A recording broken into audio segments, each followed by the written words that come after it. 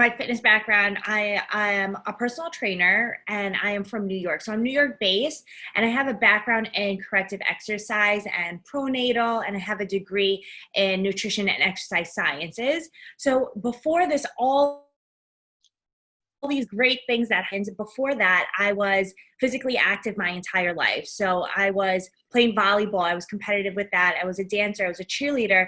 And then when I got to college, that's exactly what I did. I was like a college cheerleader. I was a college dancer.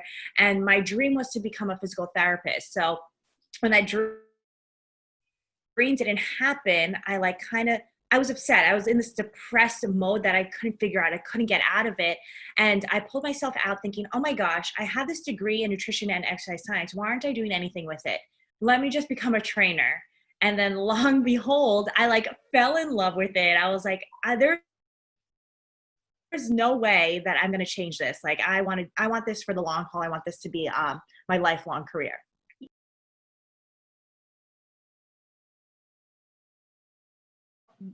When I actually was a trainer, I knew that I wanted to be a trainer for a very long time. So with the degree, yes, I was like, okay, I have the background with it, but I was at New York Sports Club. That was like my first gig as a trainer. And a lot of my demographics were like senior citizens, 65 and up.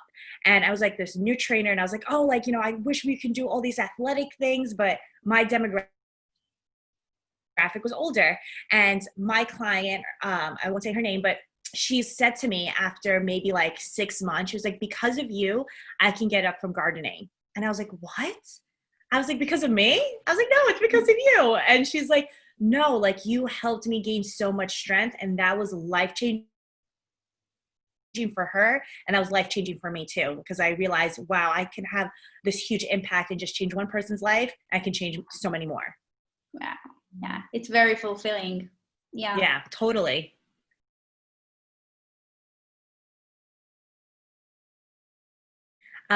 So I love the fitness industry. I love that honestly, it's probably the best industry because we have a big community, and our community, we're always there to support each other. I know I have a group chat of different group chats with different people, and we have questions. We support each other in any kind of way. We'll post and share if someone has something new going on, and I love that. I think we're not in this lane of competing with each other. We're in the lane of supporting each other, and that I really appreciate. So yeah, my favorite part about being a trainer is that I'm doing something that I truly love, and I love the body, and I love people. I love interacting with people and changing people's lives, and creating this sustainable lifestyle has always been my goal, and I want that for my clients as well.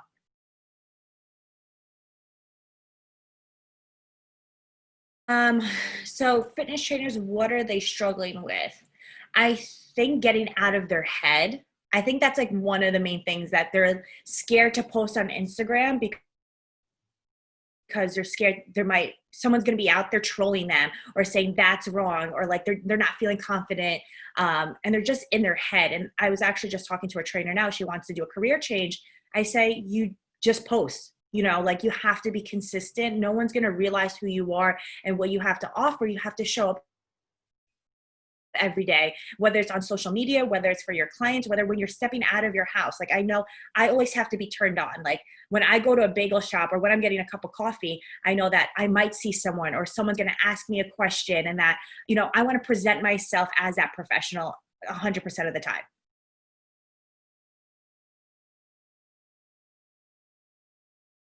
So pivoting has been, it hasn't been that bad because I already had my online business beforehand, which I'm super grateful that I did, but shifting online, and it's actually not as hard as we actually think it is. For our clients are already so adaptable. They're like, okay, I'm ready whenever you are. I still want to train. I still want to live this healthy life. So pivoting has been somewhat seamless for me because I already did have that online business. And then I also had my Training with T app that released during COVID, which was insane to do. But it's a blessing in disguise that I had an online business that was kind of in the hiding, and then it bloomed during this time. So for any trainers that want to pivot, I say you have to do it now. It's the online space is where it's at. I know we missed that in-person connection, but we can still have that person connection, that one-on-one connection, what we're doing right here. We're chatting. It's almost like we're in person, but we're not. Yeah, almost.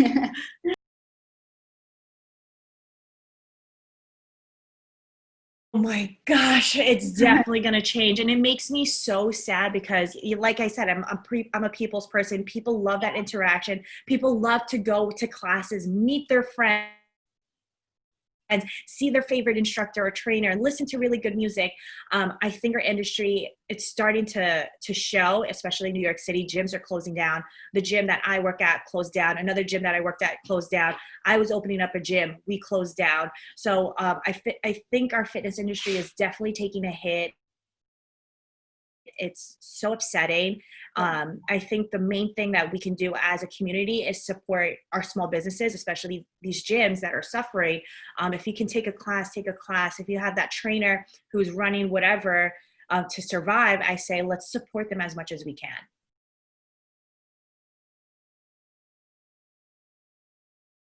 So I think it's all mental, especially from New York. It's all mental. You know, Really. it's beautiful that we have the aesthetics, that we're like physically strong, but being mentally strong, I think, wins it all, especially with all the New Yorkers. I know like we're at a high stress state. There's just so many things that's going on. We're a city that never sleeps. So I think mentally strong, and yeah.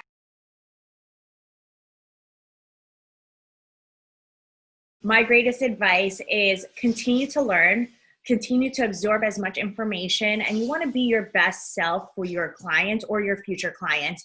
And then also showing up every day. Like I said, like you're showing up on your social media, you're showing up to your clients, you're showing up even the second you walk out of your door, because when you least expect it, someone's watching you. When you say something, you might resonate with someone, and then in the future, they'll probably like think of like, oh yes, Tatiana said something about low back pain. I want to reach out to her. She's my girl for that low back pain. So like, being confident in what you're saying, but also don't think, okay, no one is coming to me. I don't have clients. Don't worry. You have to show up every day, and it's going to resonate. And then all of a sudden people are going to flow into you, and you're like, oh my gosh, where did all these people come from? So many. So my favorite is Enough. I know it's too many, but Enough by Shofi. It's on Spotify. Yeah, if anyone wants to check out my Spotify playlist, it's so good. It's Tatiana Lampa. Favorite cheat meal? Anything with tacos and truffle fries. You have one body, let's take care of it. And also movement is medicine. So I always say movement is medicine. Like when you're feeling sick or you're feeling sad or you have an injury, movement is the answer.